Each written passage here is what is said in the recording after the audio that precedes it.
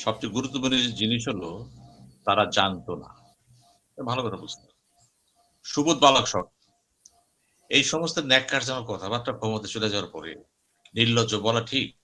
আপনি জানতেন না আপনি শক্তি ছিলেন না ক্ষমতায়। আপনি তো ক্যাবিনেট ছিলেন। ক্যাবিনেটের সদস্য জানতেন না কেন? এখন কেন বলতেছেন? আপনাকে তো থুতু মারা উচিত। যারা এখন ওই সময়ে কথা না বইলা এখন সুবিধে কথা বলতেছে তাদেরই বিচার হওয়া উচিত। তাদের বিচার হওয়া উচিত কেন আপনার জনগণকে বিভ্রান্ত করতেছেন? আপনি কেন ভালো হইতে চাচ্ছেন? আপনি যা আপনি তাই হবেন। কাজে এই বিষয়গুলো আমার কাছে খুব বিদ্রূটি মনে হচ্ছে। আমরা তো বলেছি যে প্রফেসর ইউনূস দেশ শাসন করেননি। উনি একটা ক্লাবের সভাপতি ছিলেন। ওইভাবে তার ক্লাবের লোকজন আনছে সে, এই শেষ। এর বেশি চিন্তা করবেন না কিন্তু এটা। রাষ্ট্র প্রশাসন অন্য জিনিস। দক্ষতা, যোগ্যতা, নেগোসিয়েশন হইতে পারে। এটা হয় নাই। কাজেই ওই সরকারটাকে সেভাবেই দেখেন। ক্রাইসিস পিরিয়ড এসে আসছিল, একটা ক্রাইসিস সরকার। সরকারের সময় তো সবাই বলছে যে সরকারকে সময় দেওয়া উচিত, সংস্কারের জন্য সময় দেওয়া উচিত।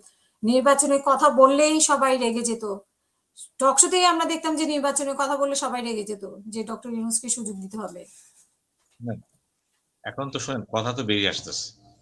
এই যে সালাউদ্দিন যে বলছে স্বরাষ্ট্রমন্ত্রী, উনি তো নেগোসিয়েশন করছে বিএনপিকে যে আমরা প্রয়োজনের খাতে সব একমত হয়ে গেছি।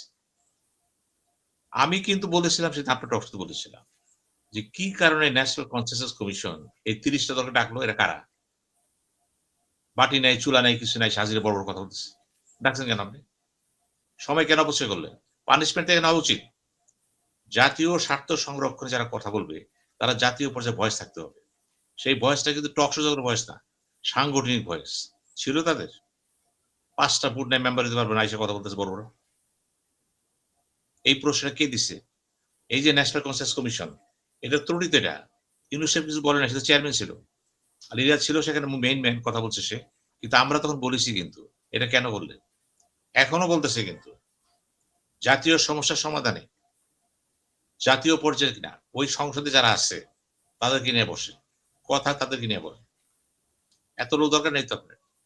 আর যদি আপনি মনে করেন তাদের সাথে কথা বলবেন না, সেটা ভিন্ন কথা। তাহলে শুরুতেই কিন্তু আপনি সংসদের ভিতরে একটা গন্ড লাগাই দিলেন। এটা আমরা চাচ্ছি না কিন্তু।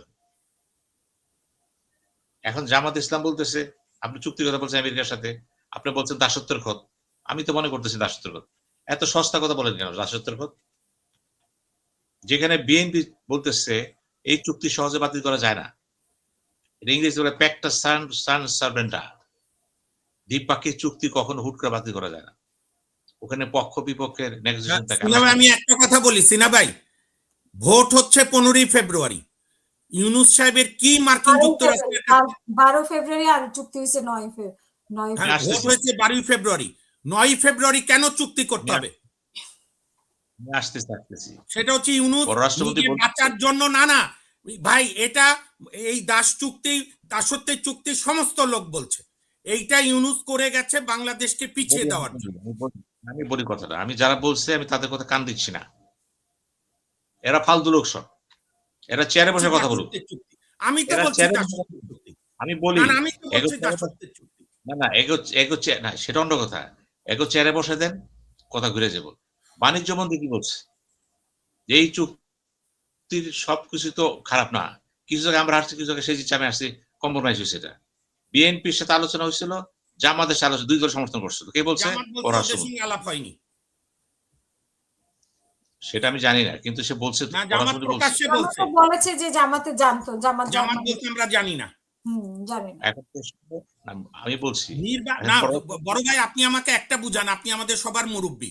ভোট হচ্ছে 12ই ফেব্রুয়ারি, সরকার গঠন হয়ে যাবে 15ই ফেব্রুয়ারি। সেইখানে ইউনূসের কোন দালালির কারণে, যখন কোনো নরমাল কাজ ছাড়া কোনো কাজ করার কথা না, তখন কেন এই চুক্তি সে করলো? আমি তো আপনাকে একবার কথাটা বলতেছি, ওই চুক্তিটা করেছে ওই সময় তা করা ঠিক হয়নি, আমি একমত। কিন্তু এই চুক্তিটা নিয়ে আমরা কথা বলতেছি, এখন সংসদ উঠাতে বলতেছে, এই চুক্তি সঙ্গে উঠবে। এই যারা কথাবার্তা বলতে সংসদ বসে এমপিরা, এরা জানে না বৈদেশিক চুক্তি সহজ উঠে না। রাষ্ট্রপতি কনসেন্ট লাগে সেখানে, নিয়ম কানুন আছে সেখানে। ঠেলার চোটে ফাটাতে সংসদ পরিবর্তন আনেন। আপনি সংসদের পরিবর্তন আনেন, প্রয়োজনে চুক্তি উঠান যাবে। এই যে বলেন সনদ আইতেছে, কথাবার্তা আছে, অনেকগুলো প্রয়োজনীয় অ্যামেন্ডমেন্ট আর নাই কিন্তু এখানে। সংসদে সব কথা বলা যায় না। ডিফেন্স ম্যাটার পৃথিবীর কোথাও সঙ্গে আলাপ হয় না, ক্ষেত্র বিশেষ হয়। আমেরিকাতে হয় কোথায়? ওই কমিটি, সিনেট কমিটিতে হয়, নিয়ম আছে কতগুলো। কিন্তু প্রশ্ন হলো ফরেন পলিসিতে যে কিছু হচ্ছে, এই চুক্তিটা করলেন, এখন এই চুক্তির মধ্যে যেমন প্লেন কিনবেন আপনি, আপনি একবার কিনা ফেলাইলেন, টাকাটা দিলেন, কিভাবে দিবেন? আছে তো, নেগোসিয়েশন করার সুযোগ নাই তো, এখন ওটা করানো হয়েছে। এটা বোঝা যায় যে চুক্তিটা চাপায় দেওয়া হয়েছে আপনাকে। এবং এখানে আবার কি বলতেছে খলিল, উনি বলতেছেন আমাদের চেয়ে খারাপ চুক্তি ওই দেশ করছে, এখানে তুলনার দরকার নেই, আপনি করেছেন তৈরি করে, এটা মনোভূত হয়নি, ভেরি গুড। এখন কি করবেন? যা হয়ে গেছে হয়ে গেছে, এখন কি করবেন? এখন বাণিজ্য মন্ত্রী করছে নট সো ইজি, খেয়াল করে নিন, অর্থাৎ সরকার বলতেছে। জামাত কি বলবে? বাতিল করবেন? সে বলবে না। এখন প্রশ্ন হচ্ছে এই জায়গাটা আসেন না কেন? আমরা যারা টক শোতে কথা বলতেছি, এটা তো বাইরে কথা বলতেছি, সংসদের ভিতরে যে দলগুলো আছে তারা বলতেছে? তারা বলতেছে না, কারণ তাদের সাথে একটা সমঝোতা হয়ে গেছে তাদের। ক্ষমতাটা খারাপ জিনিস, আপনার চেয়ারে বসে যাবেন, তখন অতীতের অনেক কথা ভুলে যান আপনি। এই ভুলে যাওয়াটা হচ্ছে বাংলাদেশের রাজনীতি, এবং এটা কিন্তু খারাপ জিনিস বলছি আমি। এই চুক্তি একটা পার্ট গেল।